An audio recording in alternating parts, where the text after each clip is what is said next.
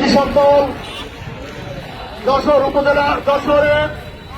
অভয়নগর উপজেলার নোয়াপাড়া পৌর কৃষক দলের আহ্বায়ক সভাপতি তরিকুল ইসলাম হত্যাকাণ্ডের প্রতিবাদে আজকে জাতীয়তাবাদী কৃষক দল কর্তৃক আয়োজিত আজকের এই বিক্ষোভ সমাবেশে প্রধান অতিথি হিসেবে উপস্থিত রয়েছেন জাতীয়তাবাদী কৃষক দলের কেন্দ্রীয় কমিটির সাধারণ সম্পাদক, জাতীয়তাবাদী ছাত্র দলের সাবেক ভারপ্রাপ্ত সভাপতি, মৃত্যুঞ্জয়ী সাবেক ছাত্র নেতা দলনেতা জনাব শহীদুল ইসলাম বাবুল।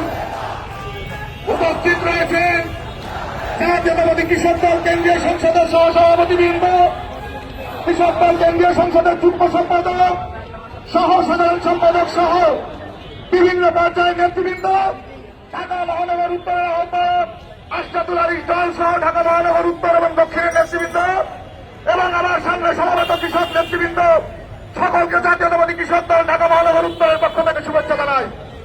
বন্ধুগণ, এই যে হত্যাকাণ্ডের প্রতিবাদে আজকে আমরা বসেছি, আমরা এই প্রতিবাদের নির্মম নির্যাতনের শিকার হয় 17টি বছর বিভিন্নভাবে নির্যাতনের শিকার ছিলাম। আজকে ফেসিবাদ যখন পতন হয়েছে, ফেসিবাদের পতনের পরে আজকে এই স্বাধীন বাংলাদেশে আমার সহযোদ্ধা কেন খুন হয়, এই প্রশ্নের জবাব দিতে হবে অন্তর্বর্তীকালীন সরকারকে। সংগ্রামী সাথী ও বন্ধুগণ, আপনাদেরকে যেই দলবৎসব প্রত্যাশা নিয়ে বাংলাদেশের মানুষ আপনাদেরকে বসিয়েছিল, আপনারা বোধ হয় সেখান থেকে পিছলে যাচ্ছেন।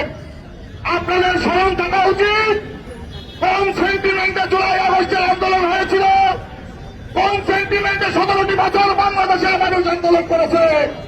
সংগ্রামী বন্ধুগণ, সেই সেন্টিমেন্ট থেকে যদি আপনি সরে যান, তাহলে আবার আমরা কিন্তু রাজপথে নামতে ব্যর্থ হব ইনশাআল্লাহ।